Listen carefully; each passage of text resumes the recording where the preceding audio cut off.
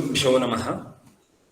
अनिर्वाच्या विद्या द्वितय सचिवस्य प्रभवतो विवर्तायस्यैते वियदनिलतेजो भवनयः यतश्चाभूद्विश्वं चरमचरमुच्चावचमिदं नमामस्तद्ब्रह्मा परिमितसुखज्ञानममृतम्। किञ्चिदिव पूर्वावलोकनं कृत्वा अद्यतनस्य विचारस्य आरम्भं कुर्मः। अध्यासभाष्यम् अस्माभिः भामतीरीत्या व्याख्यायमानम् अस्ति। तत्र त्रिवारम् अध्यासः न सम्भवति इति आक्षेपः वर्तते। प्रथमवारम् आक्षेपः आसीत् अध्यासो न सम्भवति इति। तत्र कः हेतुरुक्तः? भेदग्रहः वर्तते। आत्मानात्मनोः भेदः गृहीतः, तस्मात् अध्यासो न भवति। आत्मनि अनात्मनः अध्यासो न भवति, अनात्मनि आत्मनः अध्यासो न भवति। भेदग्रहरूपस्य प्रतिबन्धकस्य सत्वात् इति प्रश्नः कृतः। तस्य उत्तरं किमुक्तं सिद्धान्तिना? भेदग्रहो नास्ति। यादृशम् आत्मतत्त्वं श्रुतिस्मृति इतिहासपुराणेषु गीयते तादृशम् आत्मतत्त्वम् अस्माभिः न गृहीतम् अस्ति।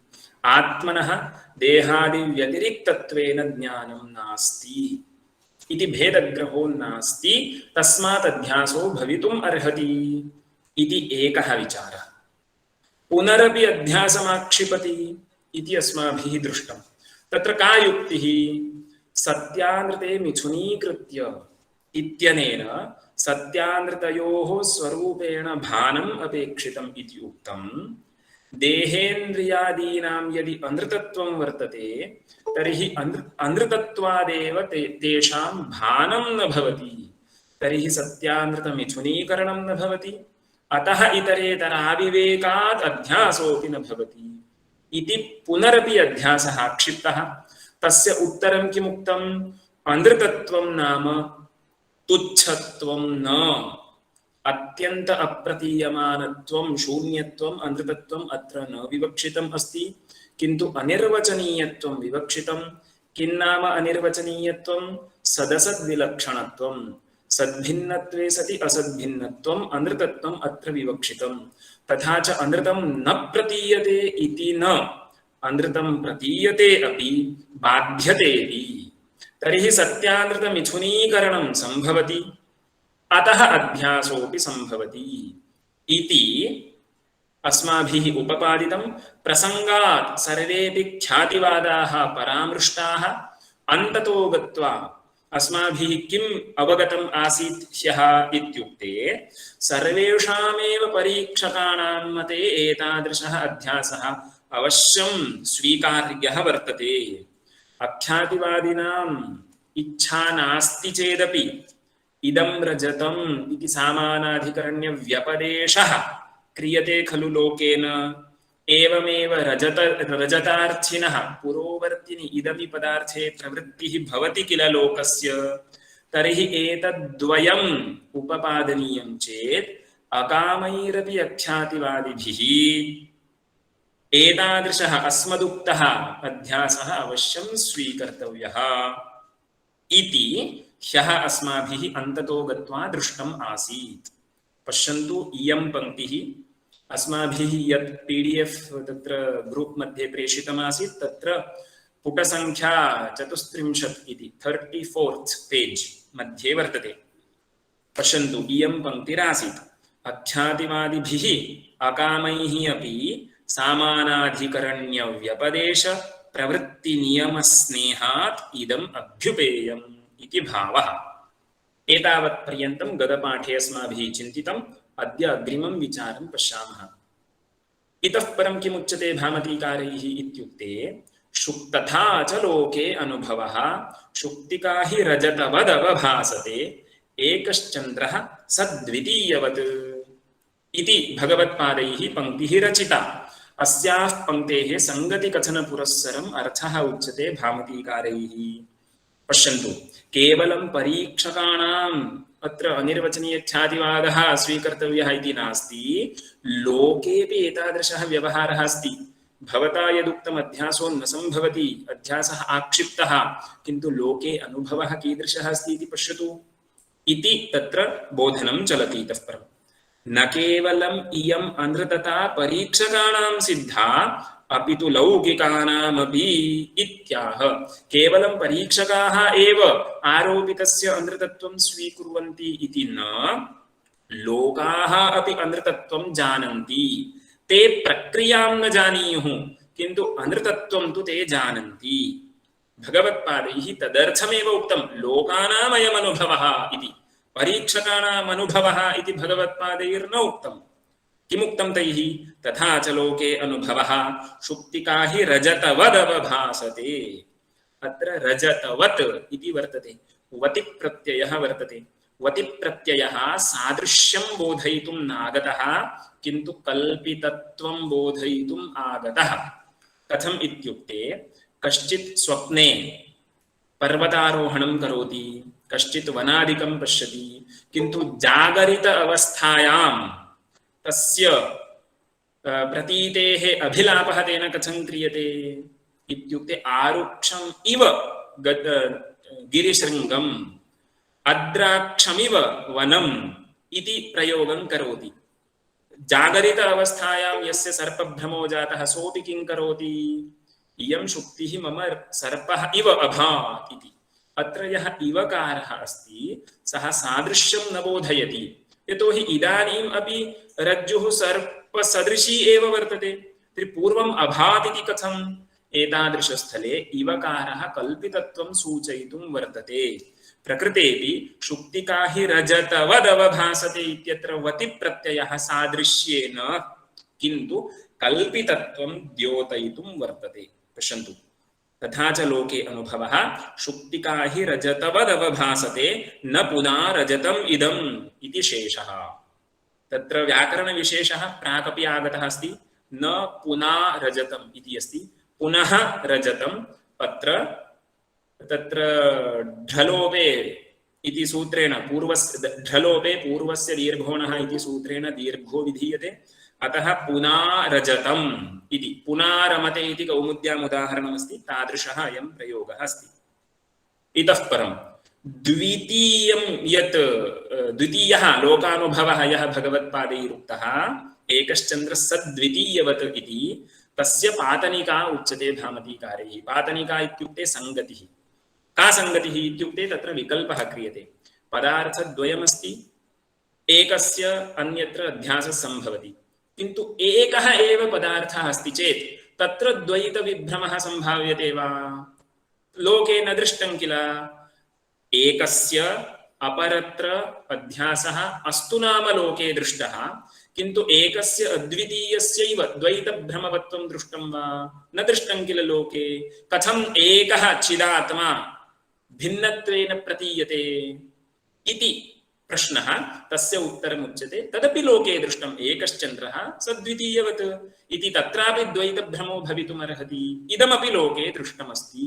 एतद्बोधयितुं द्वितीयम् उदाहरणम् आचार्यैः उक्तम् इति भामतीकाराः वदन्ति। प्रश्नः समाधानं च अत्र क्रियते। स्यादेतत् अन्यस्य अन्यात्मता विभ्रमः लोकसिद्धः, इदं मया अङ्गीक्रियते। अन्यस्य अन्यात्मताभिभ्रमः लोके सिद्धः वर्तते, मयापि अङ्गीक्रियते। एकस्य तु अभिन्नस्य भेदभ्रमः न दृष्टः। अतः किम् इति, कुतः चिदात्मनः अभिन्नानां जीवानां भेदविभ्रमः? भवतां मते जीवात्मानः परमात्मनः सकाशात् अभिन्नाः, तथा च एक एव आत्मा वर्तते। तर्हि जीवानां परस्परं भेदो वा, परमात्मनः सकाशात् जीवानां भेदो वा यदि प्रतीयते, तर्हि सा प्रतीतिः भ्रमः इति वक्तव्यम्। तर्हि एकस्य अभिन्नस्य भेदभ्रमः कथं भवति? लोके न दृष्टं किल इति प्रश्नः। उत्तरं किं? तत्रापि लोकदृष्ट्या एकम् उदाहरणं लभ्यते एव। पश्यन्तु, एकस्य तु अभिन्नस्य भेदभ्रमः न दृष्टः इति कुतः, कस्मात् कारणात्? कुतः चिदात्मनः अभिन्नानां जीवानां भेदविभ्रमः इत्यत आह एकश्चन्द्रः सद्वितीयः इति। यद्यपि चन्द्रः एकः एव, किन्तु तत्र चक्षुषी अङ्गुल्या उपष्टम्भः क्रियते चेत् चन्द्रद्वयं दृश्यते, तर्हि एकस्मिन् द्वैतविभ्रमः भवति इति लोकेऽपि दृष्टम्। अतः अत्यन्तमदृष्टः जीवात्मनां भेदविभ्रमः वेदान्तिभिः अङ्गीक्रियते इति न मन्तव्यम्। तथा च लोकानुभवः अपि अत्र प्रदर्शितः अस्ति। इदानीम् अयं द्वितीयः प्रधानः विचारः समाप्तः। इतः परं कः विचारः? पुनरपि अध्यासम् आक्षिपति, प्रकारान्तरेण अध्यासो न सम्भवति इति इतः परम् अत्यन्तं नूतनः विचारः। भाष्ये कथमस्ति? अध्यास भाष्यस्य एतादृशी पंक्तिरस्ति इतः परं कथं पुनः प्रत्यगात्मनि अविषये अध्यासो विषयतद्धर्माणाम्। अत्रापि कथं भवति, केन प्रकारेण भवति इति जिज्ञासया अयं प्रश्नो न, किन्तु आत्मनि देहेन्द्रियादीनाम् अध्यासो न भवति इति पुनरपि आक्षेपः अत्र युक्त्यन्तरं पूर्वपक्षिणा उपस्थाप्यते। प्राक्किमुक्तं भेदग्रहः अस्ति इति कृत्वा अध्यासो न भवति, तत्पृष्टं तस्य समाधानं च उक्तं। द्वितीयवारम् अध्यासाक्षेपः कथमासीत्? अनृतस्य भानं न भवति किल, अतः सत्यानृतमिथुनीकरणं न भवति, कथमध्यासः इति द्वितीयः आक्षेपः आसीत्। इदानीं तृतीयः आक्षेपः अस्ति। अत्र बीजं किं? बीजम् इदमेव, आत्मनः अधिष्ठानत्वं नोपपद्यते। आत्मनः अधिष्ठानत्वं नोपपद्यते चेत् तत्र कथम् आरोप्यते देहेन्द्रियादिकम्, अतः अध्यासो न सम्भवति इति विचारस्य तात्पर्यार्थः। किन्तु इदानीं पूर्वपक्षिणा किं कर्तव्यं स्यात्? आत्मनः अधिष्ठानत्वं नोपपद्यते इति युक्त्या साधनीयमस्ति पूर्वपक्षिभिः। का तत्र युक्तिः? आदौ तेन आत्मनः स्वप्रकाशत्वं साध्यते। आत्मनः स्वप्रकाशत्वं सिद्धं चेत् स्वप्रकाशे आत्मनि विषयतद्धर्माणाम् अध्यासो न सम्भवति इति सुलभेन सः वक्तुं शक्नोति। तर्हि इतः परं कः विचारः? आत्मनः स्वप्रकाशत्व साधनमेव क्रियते। कदाचित् भवन्तः चिन्तयेयुः आत्मनः स्वप्रकाशत्वं तु अद्वैतिभिः अङ्गीक्रियते एव, तत् किमर्थम् अत्र पूर्वपक्षिणा उच्यते इत्युक्ते इदं स्मरन्तु। यद्यपि पूर्वपक्षी आत्मनः स्वप्रकाशत्वं साधयति, तथापि अस्माभिः उक्तप्रकारेण एव सः आत्मनः स्वप्रकाशत्वं साधयति। भवता अद्वैतिना यदि आत्मनः स्वप्रकाशत्वं स्वीक्रियते तर्हि भवतः मते आत्मनः अधिष्ठानत्वं नोपपद्यते, अतः अध्यासो न सम्भवति। तर्हि अध्यासः वक्तव्यः चेत् आत्मनः स्वप्रकाशत्वं वा त्यक्तव्यम्, आत्मनः स्वप्रकाशत्वम् अवश्यं स्वीकर्तव्यम् इति तव आग्रहः वर्तते चेत् तत्र अध्यासो न सम्भवति इति वा स्वीकर्तव्यम् इति पूर्वपक्षः इतः परं वर्तते। मया सर्वस्यापि प्रकरणस्य अर्थः संगृह्य उक्तः। इदानीम् अस्माभिः प्रथमतः कः विचारः क्रियते? आत्मनः स्वप्रकाशत्वं साध्यते। स्वप्रकाशत्वं सिद्धं चेत् तत्र अध्यासो न भवति इति अग्रिमः विचारः। इदानीं क्रमेण विचारं पश्यामः। पुनरपि पङ्क्तिं पठामि, पश्यन्तु। पुनरपि चिदात्मनि अध्यासम् आक्षिपति। पुनरपि आक्षिपति प्रकारान्तरेण युक्त्यन्तरम् उक्त्वा आत्मनि अध्यासो न सम्भवति विषयतद्धर्माणाम् इति आक्षेपं करोति पूर्वपक्षी। कया पङ्क्त्या? कथं पुनः प्रत्यगात्मनि अविषये अध्यासो विषयतद्धर्माणाम् इति। अयमर्थः इत्यारभ्य भामतीकारैः कथम् अध्यासो न सम्भवति, भाष्यकाराणां मनसि किं तत्र का युक्तिः तत्र वर्तते, का उपपत्तिः तैश्चिन्तिता वर्तते इति किञ्चित् क्रमेण उपपाद्यते। पश्यन्तु, सरलः विचारः, खण्डशः खण्डशः अर्थं ज्ञात्वा अग्रे गच्छामः चेत् अर्थः अवगन्तुं शक्यते। आदौ इदं चिन्तनीयम्, आत्मा प्रकाशते न वा इति। पश्यन्तु, इदं स्मरन्तु। सर्वोऽपि अयं विचारः प्रसङ्गवशात् अन्यत्र अन्यत्र गच्छति, किन्तु इदं स्मरन्तु, अस्य विचारस्य पर्यवसानं कुत्र भवति? आत्मनः स्वप्रकाशत्वम् अस्ति इत्यत्रैव पर्यवसानं। प्रसङ्गात् अनेके विषयाः, अनेके प्रमेयविशेषाः अत्र उपपाद्यन्ते, निरूप्यन्ते, किन्तु अस्माकं मनसि किं भवेत्? अयं विचारः कुत्र परिसमाप्यते इति आदौ मनसि स्थापयन्तु। आत्मनः स्वप्रकाशत्वं पर्यवस्यति, तदर्थं विचारः चलति। आदौ प्रश्नः आत्मा प्रकाशते न वा इति। यदि अहं वदामि आत्मा न प्रकाशते तर्हि पूर्वपक्षी वदेत् आत्मा यदि न प्रकाशते तर्हि विषयतद्धर्माणाम् आत्मनि अध्यासो न संभवति। किमर्थं? का युक्तिः? चिन्तयन्तु। पुरतः कश्चित् पदार्थः वर्तते चेत् तत्र रजतत्वं समारोप्यते इति वक्तुं शक्यते। पुरोवर्ति वस्तु प्रतीयते चेत् अधिष्ठानज्ञानम् अपेक्षितं खलु। पुरतः किमपि न वर्तते, पुरतः मम किमपि न दृश्यते, तर्हि तत्र मया रजतत्वम् आरोपयितुं शक्यते वा? पुरोवर्तिनः पदार्थस्य भानम् अपेक्षितं खलु। तर्हि तद्वत् आत्मनि यदि अनात्मनाम् अध्यासः कर्तव्यः अस्ति तर्हि आत्मनः भानम् अपेक्षितम्। आत्मा न प्रकाशते चेत् कथं तत्र विषयतद्धर्माणाम् आरोपः कर्तुं शक्यते इति आदौ विचारः। पश्यन्तु, सरलः विचारः अस्ति, पङ्क्तिं पठामि। अयमर्थः चिदात्मा प्रकाशते न वा? न चेत् प्रकाशते कथमस्मिन् अध्यासो विषयतद्धर्माणां? चिदात्मा न प्रकाशते चेत् अस्मिन् विषयतद्धर्माणाम् अध्यासः कथं भवति? न भवति खलु। किमर्थं न भवति? अग्रिमया पङ्क्त्या उच्यते। न खलु अप्रतिभासमाने पुरोवर्तिनि द्रव्ये रजतस्य वा तद्धर्माणां वा समारोपः सम्भवति। रजतस्य वा तद्धर्मस्य वा पुरोवर्तिनि पदार्थे अध्यासः कदा सम्भवेत्? पुरोवर्ती पदार्थः प्रतीयेत चेत्। अप्रतिभासमाने पुरोवर्तिनि पदार्थे कथं वा रजतस्य अध्यासः स्यात्? अतः किम्? आत्मा प्रकाशते इत्येव वक्तव्यम्। आत्मा न प्रकाशते चेत् अनात्मनां तद्धर्माणां च तत्र अध्यासो न सम्भवति इति एतावत् पर्यन्तं चिन्तितं। पश्यन्तु, न खलु अप्रतिभासमाने पुरोवर्तिनि द्रव्ये रजतस्य वा तद्धर्माणां वा समारोपः सम्भवति इति। अस्तु, तर्हि इदानीं प्रतिभासते, आत्मा प्रकाशते इति पक्षं स्वीकुर्मः। आत्मा प्रकाशते इति पक्षं स्वीकुर्मः। किमर्थम्? आत्मा न प्रकाशते चेत् तत्र अध्यासो न भवति इति उपपादितं। तर्हि सः पक्षः स्वीकर्तुं न शक्यते। अन्यं पक्षं स्वीकुर्मः। आत्मा प्रकाशते इति पक्षं स्वीकुर्मः।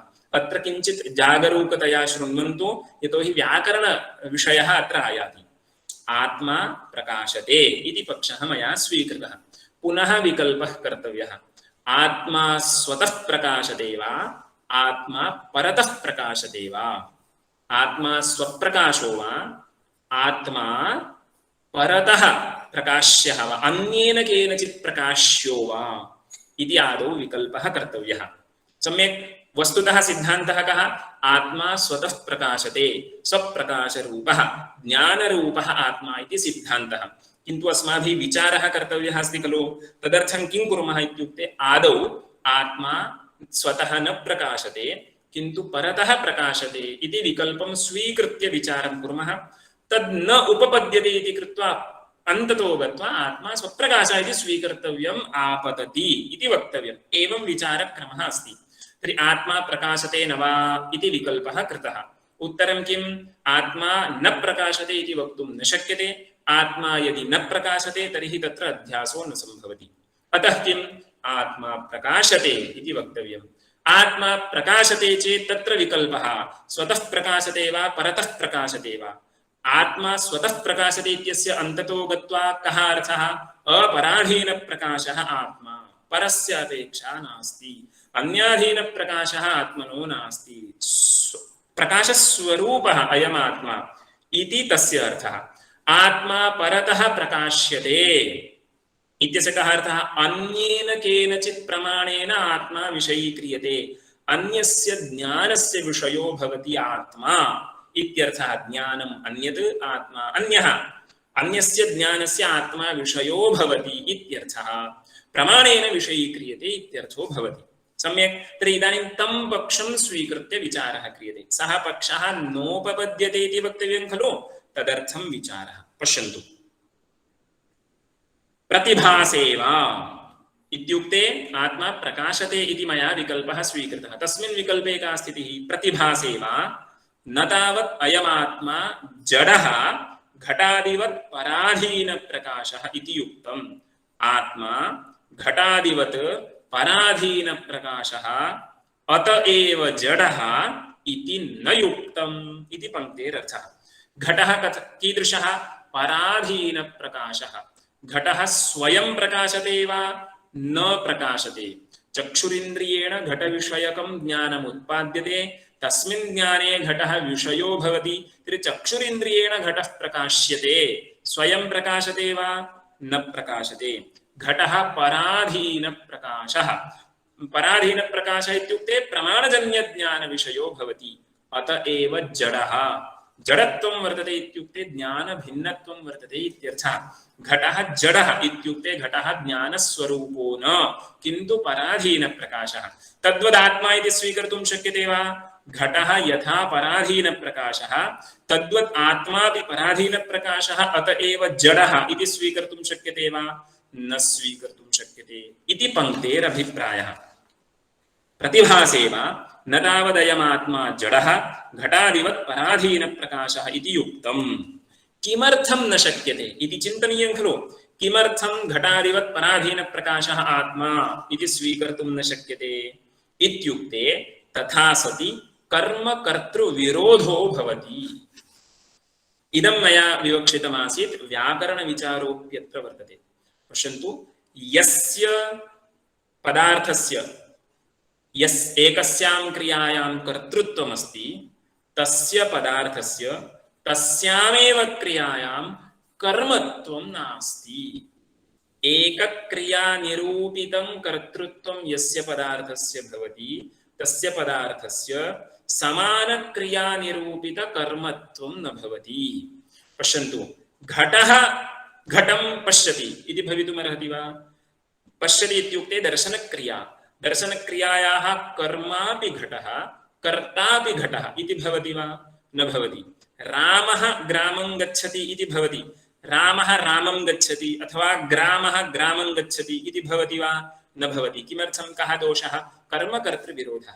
यस्य एकक्रियानिरूपितकर्तृत्वं वर्तते तस्य तत्क्रियानिरूपितकर्मत्वं न भवति इति स्थितिः। किन्तु आत्मा परतः प्रकाश्यः, आत्मा घटादिवत् पराधीनप्रकाशः इति उच्यते चेत् कर्मकर्तृविरोधो भवति। तथा हि आत्मा पराधीनप्रकाशः इत्यस्य कः अर्थः? केनचित् प्रमाणेन विषयीकृतः इत्यर्थः। प्रमाणजन्यं किञ्चित् ज्ञानं वर्तते, तस्मिन् ज्ञाने आत्मा विषयः।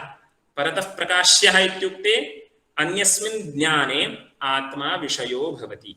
अस्तु, आत्मा ज्ञानस्य विषयः। ज्ञानस्य विषयः इत्युक्ते ज्ञानस्य कर्म इत्येव अर्थः। घटज्ञानं, घटविषयकं ज्ञानं, घटकर्मकं ज्ञानं, ज्ञानं क्रियारूपं चेत् तत्र कर्म किं? घटः कर्म। घटज्ञानम् इत्युक्ते घटकर्मकं ज्ञानं। तद्वदेव आत्मज्ञानम् इत्युक्ते आत्मकर्मकज्ञानं स्यात्। पश्यन्तु, इयं विवक्षा। आत्मा घटादिवत् पराधीनप्रकाशः इति मया उच्यते चेत् तस्य अर्थः कः? घटः कस्यचित् ज्ञानस्य विषयो भवति इत्यर्थः। अस्तु, घटः कस्यचित् ज्ञानस्य विषयः भवतु नाम तस्य ज्ञानस्य आश्रयः कः? आत्मा ज्ञानस्य विषयो वर्तते। ज्ञानस्य आश्रयः कः? ज्ञानं कुत्र समवायसम्बन्धेन उत्पद्यते? आत्मनि एव समवायसम्बन्धेन उत्पद्यते। तर्हि ज्ञानस्य विषयोऽपि आत्मा, ज्ञानस्य आश्रयोऽपि आत्मा। ज्ञानस्य विषयः इत्युक्ते ज्ञानस्य कर्म, ज्ञानस्य आश्रयः इत्युक्ते ज्ञानस्य कर्ता। तर्हि ज्ञानविषयत्वं ज्ञानाश्रयत्वं च आत्मनि वर्तते इत्यस्य कोऽर्थः? ज्ञानम् इत्युक्ते क्रिया, ज्ञानक्रियानिरूपितं कर्मत्वमपि तत्रैव वर्तते, ज्ञानक्रियानिरूपितकर्तृत्वमपि तत्रैव वर्तते। एकस्यैव पदार्थस्य समानक्रियां प्रति कर्तृत्वं कर्मत्वं च युगपत् न उपपद्यते इति सिद्धान्तः वर्तते। अतः घटादिवत् आत्मा पराधीनप्रकाशः इति न मन्तव्यम् इति अग्रे विचारः प्रचलति। पश्यन्तु, प्रतिभासे वा न तावदयमात्मा जडः घटादिवत् पराधीनप्रकाशः इति युक्तम्। किमर्थं न युक्तम्? अग्रे उच्यते। न खलु स एव कर्ता च कर्म च भवति विरोधात्। इदं कथं प्रतिपादितमिति स्मरन्तु। एकस्यैव आत्मनः ज्ञानक्रियां प्रति कर्तृत्वं, ज्ञानक्रियां प्रति कर्मत्वं च न भवति। अर्थः कः? यस्य ज्ञानस्य आत्मा विषयः तस्यैव ज्ञानस्य आत्मा आश्रयोऽपि भवति इति कृत्वा कर्तृत्वं कर्मत्वं च आत्मनि एव आयाति। तत् विरुद्धं कर्म अन्यद् भवेत्, कर्ता अन्यः भवेत् इति। पश्यन्तु, तदर्थं किं नाम कर्म? अस्माभिः व्याकरणं पठितं चेत् इदं लक्षणं तत्र कर्मणः स्वरूपम् अस्माभिः ज्ञातुं शक्येत। परसमवेतक्रियाफलशाली कर्म न च ज्ञानक्रिया परसमवायिनी इति कथम् अस्यां कर्म? किञ्चित् क्लिष्टा इव पङ्क्तिरस्ति, किन्तु सारल्येन अस्य अर्थः वक्तुं शक्यते। परसमवेतक्रियाफलशालित्वं कर्मत्वम् इति। कर्मत्वम् इति द्वितीया विभक्तेः अर्थः कर्मत्वम् इति अस्माभिरुच्यते खलु, तस्य कः अर्थः इति उच्यते। परसमवेतक्रियाफलशालित्वं कर्मत्वम्। अहम् एकत्र लक्षणसमन्वयं कृत्वा प्रदर्शयामि, वाक्यस्य अर्थः स्पष्टो भवति। रामः ग्रामं गच्छति इति वाक्यप्रयोगः मया क्रियते। अत्र ग्रामस्य कर्मत्वं वर्तते इति मया उपपादनीयं। रामः कर्ता, ग्रामः कर्म। रामे कर्तृत्वं वर्तते, ग्रामे कर्मत्वं वर्तते इति वक्तव्यम्। तर्हि ग्रामे कर्मत्वं वर्तते इत्युक्ते परसमवेतक्रियाफलशालित्वं वर्तते इति वक्तव्यम्। इदानीं परः इत्युक्ते स्वभिन्नः इति स्वीक्रियतां, सारल्येन तत्र बोधः भवेत् चेत्। परसमवेतक्रियाफलशालित्वं कर्मत्वम् इत्यस्य मया स्वीक्रियमाणं रूपं स्वभिन्नसमवेतक्रियाफलशालित्वं कर्मत्वम् इति। स्वपदेन किं ग्राह्यं? यत्र कर्मत्वं समन्वेतव्यं तत् स्वपदेन ग्राह्यम्।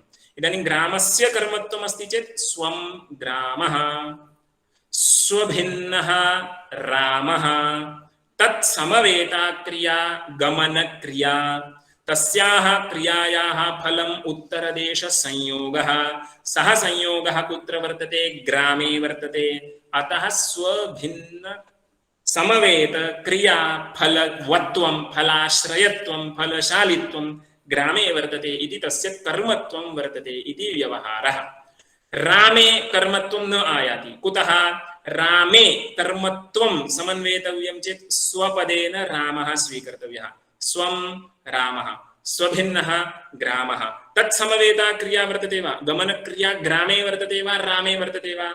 रामे खलु समवायसम्बन्धेन वर्तते। अतः रामे लक्षणसमन्वयो न भवति। एवं रूपेण ग्रामस्य कर्मत्वम्। इदानीं पश्यन्तु, आत्मनः कर्मत्वं वक्तव्यं चेत् किं स्यात्? स्वभिन्नसमवेतक्रियाफलशालित्वम् आत्मनि आयाति इति वक्तव्यम्। तर्हि स्वपदेन आत्मा स्वीक्रियताम्। स्वभिन्नम् इत्युक्ते अन्यत् किञ्चित् स्वीकर्तव्यं, किन्तु तत्समवेता क्रिया नास्ति खलु। ज्ञानक्रिया तु आत्मसमवेता, स्वसमवेता वर्तते ज्ञानक्रिया, स्वभिन्नसमवेता न वर्तते। अतः आत्मनः कर्मत्वं न आयाति इति पङ्क्तेः तात्पर्यार्थः। पश्यन्तु, परसमवेतक्रियाफलशाली हि कर्म न च ज्ञानक्रिया परसमवायिनी, किन्तु आत्मसमवायिनी एव। आत्मभिन्ने समवायसम्बन्धेन ज्ञानं न वर्तते, आत्मनि एव ज्ञानं समवायसम्बन्धेन वर्तते। न च ज्ञानक्रिया परसमवायिनी इति कथम् अस्यां कर्म, कथम् अस्यां क्रियायाम् आत्मा कर्म भवति? न भवति खलु, कर्तैव भवति इत्यर्थः। तदेव निरूपयन्ति, तदेव स्फुटीकुर्वन्ति। न च तदेव स्वञ्च परञ्च। स्वम् इत्यनेनापि आत्मा स्वीक्रियते, परम् इत्युक्ते स्वभिन्नं, तेन पदेनापि आत्मैव स्वीक्रियते इति न उचितं, विरोधः अस्ति। तदेव न च तदेव स्वञ्च परञ्च विरोधात्। अस्तु, स्वपदेन आत्मा स्वीक्रियतां, स्वभिन्नपदेन अन्यस्य आत्मा स्वीक्रियताम् इत्युक्ते तर्हि अन्यः दोषः अस्ति। आत्मभिन्नः यः आत्मा इति मया उच्यते, सः मम कृते आत्मैव न, सः मम कृते अनात्मा। आत्मा इत्युक्ते अहम् इति प्रतीतिसाक्षिकः आत्मा इति उच्यते। अन्ये जीवाः ये सन्ति तेपि आत्मानः इति इदानीं शास्त्रं पठित्वा अस्माभिः उच्यते, किन्तु तत्र अहम् इति प्रयोगः नास्ति। ते मम दृष्ट्या अनात्मानः, मद्भिन्नाः इत्यर्थः। तदेव वदन्ति, आत्मा अन्तरसमवायाभ्युपगमे तु ज्ञेयस्य आत्मनः अनात्मत्वप्रसङ्गः। एवं तस्य तस्य इति अनवस्था प्रसङ्गः। तस्य वेदिता अन्यः आत्मा, तस्य वेदिता ज्ञाता अन्यः आत्मा इति इयम् अप्रामाणिक अनन्तकल्पना भवति, अनवस्था भवति इति। अतः किम्? अतः पराधीन प्रकाशत्वं घटवत् न स्वीकर्तव्यमात्मनः इति केनचिदुक्तम्। इतः परं प्राभाकराः स्वकीयं मतम् उपस्थापयितुम् अत्र आगच्छन्ति। स्यादेतत् इति अग्रिमा पङ्क्तिः वर्तते, तत्र गुरुमतं निरूप्यते। तेषां मतं कीदृशम् इत्युक्ते पश्यन्तु, तैः ज्ञानस्य स्वप्रकाशत्वं स्वीक्रियते। ज्ञानस्य स्वप्रकाशत्वं स्वीक्रियते, किन्तु तेषां किं मतं? ज्ञानं भासमानं सत् आत्मानम् अपि भासयति, विषयम् अपि भासयति। इत्युक्ते ज्ञानं प्रतीयते चेत् आत्मना विषयेण च सहैव प्रतीयते इति तेषां मतम् अस्ति। त्रिपुटीभानं ज्ञाता ज्ञेयं ज्ञानम् एतत् त्रितयम् अपि भासते। प्रमाता प्रमेयं प्रमा एतत् त्रितयम् अपि भासते इति तैः प्राभाकरैः स्वीकृतम्। तथा च किम् आगतम् इति पश्यन्तु। ज्ञानं तेषां मते स्वप्रकाशम्। ज्ञानम् इत्यनेन आत्मस्वरूपभूतं ज्ञानं वेदान्तिनां यद्वर्तते तद् न स्वीकर्तव्यम्। आत्मा इत्युक्ते किञ्चित् द्रव्यं, तत्र ज्ञानम् इति समवायसम्बन्धेन जायते, तत् ज्ञानं तैः स्वप्रकाशम् इति स्वीकृतं। जन्यज्ञानस्य स्वप्रकाशत्वं स्वीकृतम् अस्ति। किन्तु इदमपि स्वीकृतं, ज्ञानं यदा प्रकाशते तदानीम् आत्मापि प्रकाशते, अर्थोपि प्रकाशते। तर्हि तैः किं विवक्षितमस्ति? आत्मा भासते किन्तु विषयो न। आत्मा भासते किन्तु विषयो न इति तैः स्वीकर्तव्यमस्ति। इदम् उचितं न इति सिद्धान्तिना उच्यते, तद् अग्रे पश्यामः। इदानीं तु तदीयं मतं ज्ञातुं प्रयतामहे। पश्यन्तु, स्यादेतत् एतावत् पर्यन्तं यदुक्तं तदस्तु नाम, किन्तु अहं किञ्चित् वदामि इति प्राभाकरो वदति। स्यादेतत्, प्राभाकरस्य अयं पूर्वपक्षः इति अत्र संगतिः स्मर्तव्या। आत्मा जडोऽपि सर्वार्थज्ञानेषु भासमानोऽपि कर्ता एव न कर्म। सर्वेषु अर्थज्ञानेषु आत्मा भासते किन्तु आत्मा विषयो न भवति। सर्वेषु अर्थज्ञानेषु भासमानस्य आत्मनः कर्तृत्वमेव अस्ति, कर्मत्वं नास्ति। कुतो नास्ति? परसमवेतक्रियाफलशालित्वात्, शालित्व अभावात्। परसमवेतक्रियाफलशालित्वं किल कर्मत्वं, तदात्मनि नास्ति। तस्मादात्मा कर्म न भवति। भासते किन्तु कर्म न भवति, इदं स्मर्तव्यम्। आत्मा प्रतीयते किन्तु कर्म न भवति इति। कथं? चैत्रवत्। चैत्रवत् इत्यत्र अस्माभिः शेषपूरणं कर्तव्यं। गमनक्रियायां चैत्रवत्। इदानीं पश्यन्तु, चैत्रः ग्रामं गच्छति इत्यत्र ग्रामे कर्मत्वं वर्तते, चैत्रे कर्मत्वं न वर्तते। कुतो न वर्तते इति पश्यन्तु। परसमवेतक्रियाफलशालित्वं कर्मत्वं ग्रामे आयाति, चैत्रे न आयाति। पश्यन्तु, स्वपदेन ग्रामः स्वीकर्तव्यः। स्वं ग्रामः, स्वभिन्नः चैत्रः। तत्समवेता क्रिया गमनक्रिया। तस्याः क्रियायाः फलम् उत्तरदेशसंयोगः। सः संयोगः कुत्र वर्तते? ग्रामे। त्रिसंयोगाश्रयत्वं ग्रामे। अतः स्वभिन्न समवेत क्रिया फलशालित्वं ग्रामे अस्ति। अस्तु, तत्र समन्वयो जातः। चैत्रे समन्वयो न भवति इति वक्तव्यं। किन्तु इदं पश्यन्तु, अस्याः गमनक्रियायाः फलं किम्? उत्तरदेशसंयोगः खलु फलं। संयोगः इति कश्चित् सम्बन्धः, सम्बन्धस्य उभयनिष्ठत्वं वर्तते। अयं सम्बन्धः यद् ग्रामे यथा वर्तते तथा चैत्रेऽपि वर्तते खलु। तर्हि क्रियायाः फलं यत् तद् ग्रामे यथा वर्तते तथा चैत्रेऽपि वर्तते। क्रियाफलशालित्वं ग्रामेऽपि अस्ति, चैत्रेऽपि अस्ति। तर्हि चैत्रः किमर्थं कर्म न? यतोहि सा क्रिया परसमवेता नास्ति। चैत्रे यदि समन्वयः कर्तव्यः तर्हि स्वपदेन चैत्रः स्वीकर्तव्यः। स्वं चैत्रः, स्वभिन्नः ग्रामः। तत्समवेता क्रिया वा गमनक्रिया कुत्र समवायेन वर्तते? चैत्रे समवायेन वर्तते। कुत्र न वर्तते? ग्रामे समवायेन न वर्तते। तर्हि यद्यपि फलाश्रयत्वं चैत्रेऽपि आयाति, किन्तु परसमवेत क्रियाफलशालित्वं, परसमवेत क्रियाफलाश्रयत्वं चैत्रे न आयाति। अतः चैत्रस्य कर्मत्वं नास्ति। तद्वत् आत्मनः भासमानत्वेपि तत्र कर्मत्वं न आयाति इति वदन्ति। पश्यन्तु, यथा हि चैत्र समवेत क्रियया चैत्र नगर प्राप्तौ उभय समवेतायामपि क्रियमाणायां नगरस्यैव कर्मता इत्युक्ते अत्र चैत्रः नगरं गच्छति इति स्वीकृतमस्ति। चैत्रसमवेता क्रिया वर्तते, तस्याः क्रियायाः फलं किं? चैत्रनगरप्राप्तिः। चैत्रनगरप्राप्तिः इत्युक्ते प्राप्तिः इत्यनेन नगरदेशसंयोगः विवक्षितः अस्ति। सः संयोगः कुत्र वर्तते? नगरेऽपि वर्तते, चैत्रेऽपि वर्तते, किन्तु नगरमेव कर्म, नगरस्यैव कर्मता, न चैत्रस्य। कुतः? परसमवेतक्रियाफलशालित्वं नगरस्यैव न तु चैत्रस्य इति कृत्वा। पश्यन्तु, इदमेव विवक्षितम्। यथा हि चैत्रसमवेतक्रियया चैत्रनगरप्राप्तौ उभयसमवेतायामपि क्रियमाणायां नगरस्यैव कर्मता, क्रियमाणायां क्रियायामिति अस्माभिः तत्र चिन्तनीयमस्ति। क्रियमाणायां क्रियायां नगरस्यैव कर्मता परसमवेतक्रियाफलशालित्वात् न तु चैत्रस्य क्रियाफलशालिनोऽपि। कुतः? चैत्रसमवायागमनक्रियायाः इति एतावत्पर्यन्तं पूर्वपक्षः।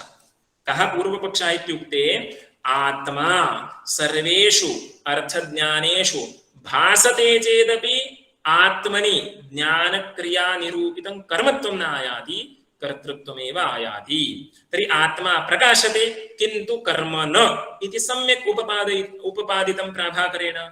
अस्माकं किम् अपेक्षितम्? आत्मा न प्रकाशते चेत् तत्र अध्यासो न भवति इति।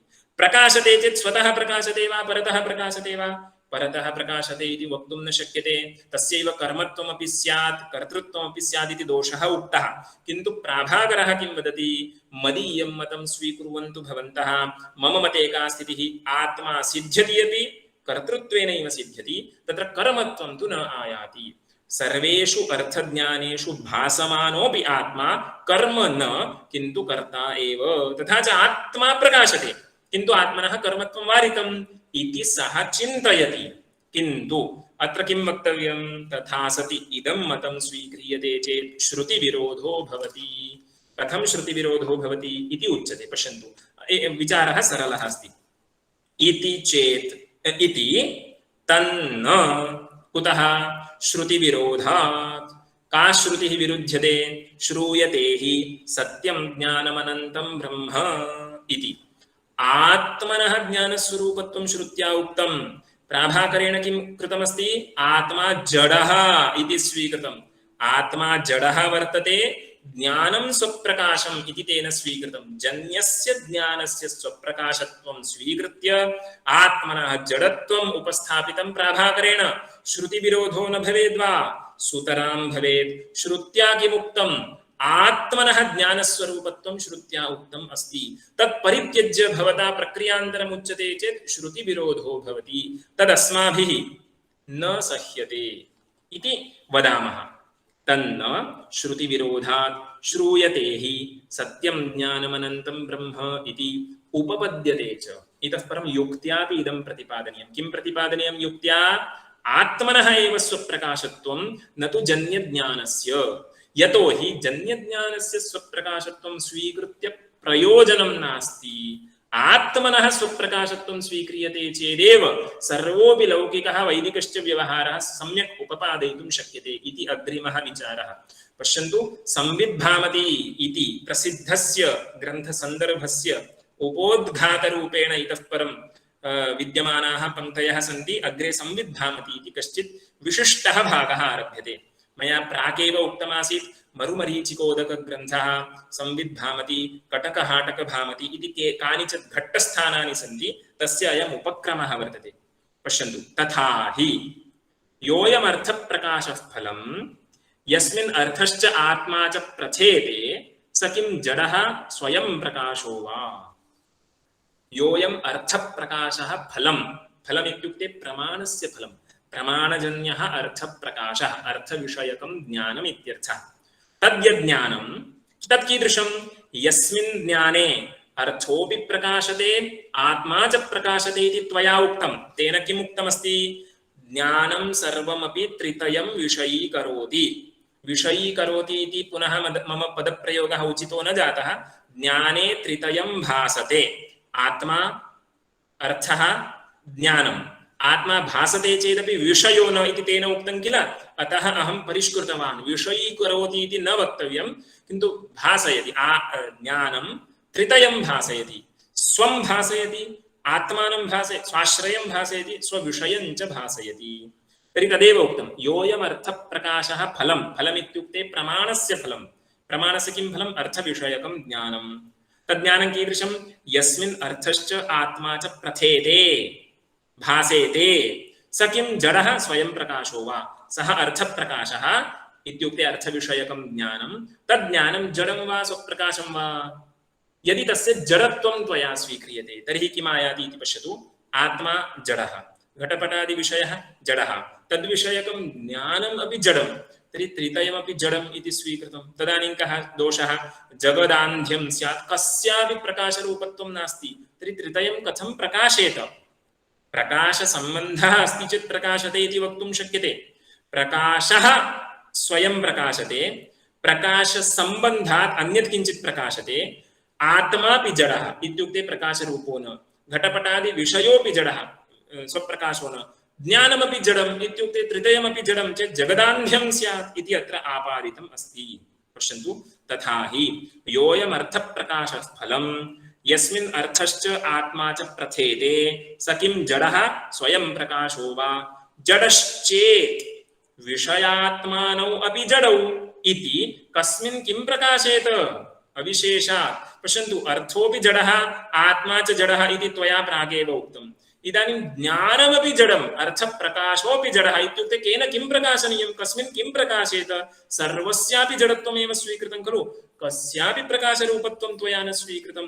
जगदान्ध्यं स्यात्, किमपि न प्रकाशेत इति आपत्तिः। जडश्चेत् विषयात्मानौ अपि जडौ इति कस्मिन् किं प्रकाशेत? अविशेषात् इति प्राप्तम् आन्ध्यम् अशेषस्य जगतः, सकलस्य जगतस्य आन्ध्यं स्यात्, किमपि न प्रकाशेत इति स्यात्। तथा च आभाणकः। प्राचीन उक्तिः एका उच्यते, अन्धस्य इव अन्धलग्नस्य विनिपातः पदे पदे। अन्धः कुत्रचित् गन्तुम् इच्छति, तस्य सहाय्यं किञ्चित् केनचित् कर्तव्यम्। अन्धः अन्यः तस्य सहाय्यं कर्तुम् आगतः, तर्हि किं प्रयोजनमस्ति वा? उभाभ्यां तत्र उभयोः पतनमेव स्यात्। अन्धस्य इव अन्धलग्नस्यापि विनिपातः पदे पदे। अतः कस्यचित् वा प्रकाशरूपत्वं स्वीकर्तव्यं, त्रितयमपि जडम् इति स्वीकृत्य किमपि प्रयोजनं नास्ति। तदानीं सः अख्यादि किं प्राभाकरो वदति, किं वदति? ज्ञानं स्वरूपेण अर्थम् आत्मानं च भासयति। इदानीं ज्ञानं भासकं, किं भासयति? अर्थं भासयति, आत्मानं च भासयति, किन्तु स्वयं ज्ञातं सद्भासयति वा, स्वरूपेण भासयति वा? एतद्विषये मया किञ्चित् उक्तमासीत्। सर्पः ज्ञातः सन् कारणं वा, सर्पः स्वरूपेण भयकारणं वा? सर्पः ज्ञातः सन् इत्युक्ते सर्पः ज्ञायते चेदेव तत्र भयं जायते। सर्पः अस्ति चेत् भयं न, सर्पः ज्ञायते चेत् भयं। तद्वत् एवमेव अन्यद् उदाहरणं, चक्षुरिन्द्रियम् अस्ति चेत् दर्शनं भवति वा? चक्षुरिन्द्रियम् अस्ति इति ज्ञातव्यम् अपि अस्ति। चक्षुरिन्द्रियम् अस्ति चेत् अर्थः प्रकाशते इति वक्तुं शक्यते। तद्वत् ज्ञानं निलीनमपि अप्रकाशमानमपि अर्थम् आत्मानं च प्रकाशयति इति स्वीकर्तुं शक्यते खलु इति पृच्छति। न च निलीनमेव विज्ञानम् अर्थात्मानौ ज्ञापयति चक्षुरादिवत्। इदं न च वाच्यं। चक्षुः यथा स्वयं अज्ञातं चेदपि स्वरूपेण वर्तते इत्येतावता अर्थं प्रकाशयितुं क्षमते, तद्वत् इदं विज्ञानम् अपि जडं भवतु, ज्ञानस्य प्रकाशो मास्तु, ज्ञानं न प्रथते चेदपि स्वरूपेण वर्तते खलु, तावता अर्थम् आत्मानं च प्रकाशयितुं शक्नोति किल इति न च वाच्यं। कुतः? ज्ञानं स्वरूपेण वर्तमानं अज्ञायमानं चेदपि अर्थम् आत्मानं च ज्ञापयति इति उक्तं। किं तत् ज्ञापनं नाम? तत्र उच्यते ज्ञापनं हि ज्ञानजननं। चक्षुः अर्थं ज्ञापयति इत्यस्य कः अर्थः? चक्षुः अर्थविषयकं ज्ञानं जनयति इत्यर्थः। ज्ञापनं नाम ज्ञानजननं। तद्वत् ज्ञानम् अर्थम् आत्मानं च ज्ञापयति इत्युक्ते ज्ञानम् अर्थविषयकम् आत्मविषयकं च ज्ञानान्तरं जनयति इत्यर्थः। तर्हि अहं पूर्वोक्तं प्रश्नं करोमि, तत् ज्ञानं स्वप्रकाशं वा जडं वा तदपि यदि जडं तर्हि तत् किं करोति ज्ञानान्तरं जनयेत् इति पुनरपि अनवस्था आपद्यते पूर्वोक्तस्य दोषस्य वारणं कर्तुं न शक्यते इत्यभिप्रायः पश्यन्तु न च निलीनमेव विज्ञानम् अर्थात्मानौ ज्ञापयति चक्षुरादिवत् इति वाच्यं ज्ञापनं हि ज्ञानजननं जनितं च ज्ञानं जडं सत् न उक्तदूषणम् अतिवर्तते पूर्वोक्तं मम मया यत् पूर्वम् उक्तं दूषणं वर्तते खलु तद्दूषणं तत्रापि आयाति तत्रापि मया प्रश्नः क्रियते तद् ज्ञानं जडं वा स्वप्रकाशं वा जडं चेत् ज्ञानान्तरं जनयेत् स्वप्रकाशं चेत् प्रश्नः अनुवर्तते एवम् उत्तरोत्तराण्यपि ज्ञानानि जडानि इति अनवस्था तस्मात् किं ज्ञानस्य जडत्वं न स्वीक्रियताम् ज्ञानं स्वप्रकाशम् इति स्वीक्रियताम् इति वदन्ति तस्मात् अपराधीन प्रकाशा संवित् उपेतव्या इदमेव प्रभाकरस्य मतं संवित् अपराधीन प्रकाशा पराधीन प्रकाशत्वं संविधि नास्ति ज्ञानस्य स्वप्रकाशत्वम् अङ्गीक्रियते तस्मात् अपराधीन प्रकाशा अपराधीन इति पठ्यते चेत् किञ्चित् अन्यः दर्शः अर्थः प्रतीयते तद्वारणार्थं मया अपराधीन प्रकाशः इति पठ्यमानम् अस्ति तस्मात् अपराधीन प्रकाशा संवित् उपेतव्या इति इतः परं तथापि किमायातम् इति एकः विचारः अयं विचारः अयं ग्रन्थभागः एव संविद्भामति इति उच्यते अस्य विचारस्य पर्यवसानं कुत्र भवति संविदः स्वप्रकाशत्वं त्वया उक्तं जन्यस्य ज्ञानस्य स्वप्रकाशत्वं त्वया उक्तं वस्तुतः श्रुत्यनुसारेण किं वक्तव्यं ज्ञानस्य आत्मरूपत्वं वक्तव्यम् आत्मरूपस्य ज्ञानस्य नित्यस्य ज्ञानस्य स्वप्रकाशत्वं वक्तव्यं तथा सति तस्मिन् स्वप्रकाशे आत्मनि अध्यासो न भवति इति विचारः इतः परं संविद्भामति या वर्तते तत्र अवान्तरविचारः वर्तते ज्ञानस्यैव यस्य ज्ञानस्य त्वया स्वप्रकाशत्वम् उक्तं जन्यज्ञानस्य तत्र मया नित्यत्वम् आत्मरूपत्वं च साध्यते इति विचारः अस्ति प्रायः श्वः अयं विचारः मया न उपपाद्यते यतोहि प्रसङ्गादयं विचारः अन्यत्रैव गच्छति अतः प्रकृतम् अनुसरामः इति न्यायेन तस्य तात्पर्यं मया उक्तम् आत्मनः स्वप्रकाशत्वे पर्यवसानं भवति आत्मा यदि स्वप्रकाशरूपः तर्हि तत्र अध्यासः कुतो न सम्भवति इति श्वः आरभ्य अस्माभिः चिन्तनीयम् अस्ति यदि केऽपि प्रश्नाः सन्ति तर्हि अवश्यं पृच्छन्तु इति निवेदनं वर्तते आचार्यः नमो नमः मरुमरीचिकाभागः कदा पाठ्यते आचार्याः तत्र अहम् इदानीं स्पष्टं न वदामि किन्तु एकं सूचनं करोमि यत्र यत्र क्लिष्टाः भागाः आगताः किल अस्माकं छात्रसङ्ख्या न्यूना भवति इति प्रतीयते अतः सूचीकटाः न्यायेन आदौ सरलान् भागान् तत्र उक्त्वा अनन्तरं मरुमरीचिका उदकग्रन्थः पाठयितुं शक्यते अथवा तद्विषये किमपि स्पेशल् लेक्चर् कर्तुं शक्यते वा इत्यपि चिन्तनम् अस्ति मया किं चिन्तितं तत् भागः परित्यक्तः भवद्भिः विस्मृतः इति वा चिन्तितं न विस्मृतः इदम् अवश्यम् अहं वदामि सः क्लिष्टः ग्रन्थः समन्वयार्थं कोऽपि मम श्रमः अस्ति इति न किन्तु अरुचिम् उत्पादयेति यदि तर्हि इदानीं ये आगच्छन्ति तेऽपि कदाचित् नागच्छेयुः इति मत्वा मया त्यक्तमस्ति तद्वदेव संविद्भामति ग्रन्थः अपि किञ्चित् कालं यावत् त्यज्यते कालान्तरे अवश्यं यथा समयं तस्य समन्वयं कुर्मः अस्तु धन्यवादः धन्यवादः आचार्यः पूर्वतनपृष्ठे पङ्क्तिः एवम् अस्ति पठितम् एवं पठितं भवद्भिः प्रतिभासे वा न तावदयम् आत्मा जडो घटादि इति पठितमासीत् किन्तु अत्र यस् स्थापितमस्ति अजडः इति पाठः अस्ति अत्र एवं तत्र मया सूचनीयमासीत् सः पाठः अशुद्धः जडः इत्येव भवेत् अस्तु अस्तु का पङ्क्तिः पठिता आसीत् भवद्भिः प्रतिभासे वा न तावदयमात्मा जडः इति भवेत् अजडः इति न जडः इति परिष्कुर्वन्तु प्रायः अस्माभिः यत् PDF दत्तं तत् प्राचीनमुद्रणं स्यात् नूतनमुद्रणे तु परिष्कृत्य एव वर्तते तत्र मध्ये S नास्ति जडः इत्येव अयम् आत्मा घटादिवत् पराधीनप्रकाशः जडः न इति इत्येव पङ्क्ति। धन्यवादः। धन्यवादः।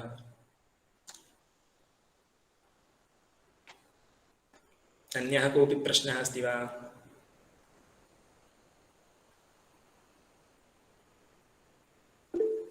प्राभाकरमते यदि ज्ञानमपि जडं भवति चेत्, आत्मा जडः ज्ञानमपि भवति चेत्, तर्हि कथं तत्र समन्वयः भवति तेषाम् आत्मविषये? हाँ, तदेव तेषां मते ज्ञानं जडं न, किन्तु ज्ञानं स्वप्रकाशं। तत्र विकल्पः कृतः भवतां मते जडं वा स्वप्रकाशं वा। जडं चेत् किमपि जगतः आन्ध्यं स्यात्, अर्थोऽपि जडः, आत्मापि जडः, ज्ञानमपि जडं, तर्हि किं केन प्रकाशनीयं? प्रकाशसम्बन्धः कस्यापि न आगतः इति कृत्वा जगतः आन्ध्यं स्यात्।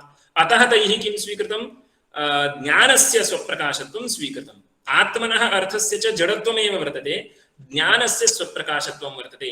स्वप्रकाशेन ज्ञानेन सम्बद्धः आत्मा च अर्थश्च प्रकाशते इति तैः स्वीकृतम्। आत्मनः चेतनत्वं ते कथं न स्वीकुर्वन्ति? तदेव मम प्रश्नस्य आशयः। न, इदानीं तत्र केवलं परिभाषा भिद्यते इति वक्तव्यम्। इदानीं वेदान्तिनां या परिभाषा अस्ति, वेदान्तिनां मते आत्मा चेतनः इति केन अभिप्रायेण?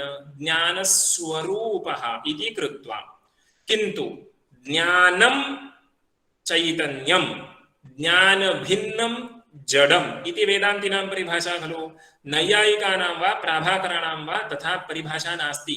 ज्ञानवान् चेतनः इत्युक्ते ज्ञानाश्रयः चेतनः, ज्ञानवत् भिन्नः जडः इति तेषां परिभाषा। यत्र अस्माभिः किमुच्यते? यत् ज्ञानं न तत् जडम् इति अस्माभिरुच्यते। तैः किमुच्यते? यः ज्ञानवान् न सः जडः इति तैः उच्यते। तर्हि परिभाषा भिद्यते इति। जडत्वं नाम ज्ञानभिन्नत्वम् इति अस्माकं परिभाषा, तेषां परिभाषायां जडत्वं नाम किं? ज्ञानवत् भिन्नत्वं। ज्ञानवान् न इत्याकारकः भेदः तैः स्वीक्रियते। तर्हि आत्मा चेतनः एव तेषां मतेऽपि। चेतनः इत्यस्य कः अर्थः? ज्ञानवान् इत्यर्थः। कः अर्थः? न। वेदान्तिनां मते ज्ञानरूपो न इति एतावानेव अर्थः। धन्यवादः, धन्यवादः। स्यादेतत् इति पक्षः गुरुमतमिति उक्तं किल? गुरुमतमेव एवं। मम हस्ते यत् ग्रन्थमस्ति तत्र बौद्धनैयायिकाः शङ्कते स्यादेतदिति संविदाश्रयत्वेन आत्मसिद्धिः स्यात् इत्यर्थः इति उक्तम्। संविदाश्रयत्वेन आत्मनः सिद्धिम् आशङ्कते स्यादेतत् इति अस्ति। बौद्धमतमिति कुत्र अस्ति? बौद्धनैयायिकः शङ्कते स्यात् एतदिति इति टिप्पण्याम् उक्तम्। कल्पतरौ वा? न न न, अन्य टिप्पण्यम्, अन्यपुस्तकमस्ति मम ग्रन्थहस्ते। एवम् एवम् आचार्यः, अहं एतद्विषये किञ्चित् वदामि। कल्पतरुः एव अत्र प्रामाणिकव्याख्यानत्वेन अस्माभिः आश्रीयते। तत्र इदमेकं वदामि, एकम् उदाहरणार्थं केवलं वदामि। अस्माभिः मङ्गलश्लोकः पठितः किल? मङ्गलश्लोके किम् आगच्छति? अविद्याद्वितयम् आगच्छति। तत्र टिप्पणीकारैः किं लिखितमस्ति? अविद्याद्वितयं किं? तूलाविद्या मूलाविद्या इति। तर्हि मया इदम् उदाहरणं किमर्थम् उक्तम् इत्युक्ते, कदाचित् टिप्पणीकाराः दोषमपि कुर्वन्ति। मूलाविद्या तूलाविद्या इति भेदः विवरणसम्प्रदायरीत्या वर्तते, भामतीरीत्या न वर्तते। अतः अस्माभिः तत्र प्रथमं पुटं दृष्ट्वा एव प्रायः एतैः अश्रद्धया भ्रान्त्या वा लिखितम् इति अस्माभिः चिन्तितमासीत्। भवन्तः किं पुस्तकं फॉलो कुर्वन्ति? यत्र भाष्यरत्नप्रभा भामती न्यायनिर्णयः इत्येतत् त्रितयं वर्तते, तत् फॉलो कुर्वन्ति वा? न, मूलमात्रं टिप्पणी अस्ति। एवम्। सम्यक् अहं किञ्चित् दृष्ट्वा वदामि। किन्तु स्यादेतत् इति तु प्राभाकरस्यैव पक्षः इत्यत्र तु निश्चितं वर्तते। इत्युक्ते अस्माभिः यदा पठितं, मणिशास्त्रिभिः यदा पाठितं, महेश्वराचार्यैः यदा पाठितं, तदानीं सर्वैरपि अयं प्राभाकरस्य पक्षः इत्येव उक्तम्। अतः बौद्धनैयायिकः कः इति तु न ज्ञायते। किन्तु अहम् इतोपि ज्ञात्वा एतद्विषये किमपि इतोपि अस्ति वा इति पृच्छामि। एवमेव धन्यवादः। आचार्यः परसमवेतक्रियाफलशालित्वं चैत्रस्य भवति, ग्रामस्य भवति, चैत्रस्य कथं भवति इति न ज्ञायते किञ्चित्। चैत्रस्य न भवति, ग्रामस्यैव भवति इति। अतः ग्रामः एव कर्म, चैत्रः कर्म न। भवद्भिः उभयत्र कर्मत्वम् इति एकवारम् उक्तं। न न न न चैत्रस्य न भवति, ग्रामस्यैव भवति। अहं किञ्चित् स्पष्टीकरोमि। परसमवेतक्रियाफलशालित्वम् इति अस्ति। तत्र पर इति पदेन मया स्वभिन्न इति किञ्चित् स्वीकृत्य समन्वयः क्रियते। स्वभिन्न समवेतक्रियाफलशालित्वं कर्मत्वम्। इदानीं चैत्रः नगरं गच्छति, अस्मिन् वाक्ये समन्वयं कुर्वन्तु। एवं तत्रैव चैत्रः नगरं गच्छति इत्यत्र नगरस्यैव कर्मता चैत्रस्य कर्मता नास्ति इति मया वक्तव्यम्। तर्हि किं भवति? स्वभिन्न समवेत क्रियाफलशालित्वं नगरे अस्ति, चैत्रे नास्ति इति वक्तव्यम्। नगरे कथं समन्वयः? स्वपदेन नगरं स्वीक्रियताम्। स्वं नगरं, स्वभिन्नः चैत्रः, स्वभिन्न समवेता क्रिया चैत्र समवेता क्रिया। का सा क्रिया? गमन क्रिया। स्वभिन्न चैत्र समवेत गमन क्रियायाः फलं किम्? उत्तरदेश संयोगः। तादृश फलस्य संयोगस्य आश्रयः कः? ग्रामः, नगरं। तर्हि नगरस्य स्वभिन्न समवेत क्रियाफल आश्रयत्वं कर्मत्वम् आयाति, चैत्रस्य तु न आयाति इति वक्तव्यम्। चैत्रे यदि समन्वयः कर्तव्यः तर्हि स्वम् इत्यनेन चैत्रः स्वीकर्तव्यः। स्वं चैत्रः, स्वभिन्नः न। भवद्भिः उक्तं संयोगः उभयनिष्ठ भवति, तेन उभयनिष्ठ। तर्हि इतोपि किञ्चित् वक्तव्यम्। संयोगः उभयनिष्ठः अस्ति इत्युक्ते क्रियायाः फलं संयोगः किल। तर्हि क्रियाफलम् उभयत्र अस्ति चेदपि सा क्रिया कीदृशी? परसमवेता क्रिया भवेत् खलु। परसमवेता क्रिया इत्युक्ते चैत्रसमवेता क्रिया अस्ति, तदानीं नगरस्यैव कर्मता आयाति। स्वम् इत्यनेन नगरं स्वीकृत्य स्वभिन्नः चैत्रः, तत्समवेता क्रिया गमनक्रिया, तस्याः फलम् उत्तरदेशसंयोगः। सः संयोगः नगरे वर्तते इति समन्वयो भवति। किन्तु चैत्रे कुतो न भवति? स्वपदेन चैत्रः स्वीक्रियताम्। स्वं चैत्रः, स्वभिन्नं किं? नगरं। तत्समवेता क्रिया नास्ति खलु। इयं या गमनक्रिया सा नगरे वर्तते वा चैत्रे वर्तते वा? यद्यपि चैत्रस्य संयोगाश्रयत्वं वर्तते, क्रियाफलाश्रयत्वं वर्तते, अहम् इदमेव विवक्षामि। क्रियाफलाश्रयत्वं कर्मत्वम् इति एतावदेव यदि लक्षणं स्यात् तर्हि नगरस्यापि कर्मत्वम् आयाति, चैत्रस्यापि कर्मत्वम् आयाति। किन्तु तावदेव लक्षणं नास्ति। परसमवेत क्रियाफलशालित्वम् इति परिष्कृतं लक्षणमस्ति। इदानीम् अवगतम् आचार्य।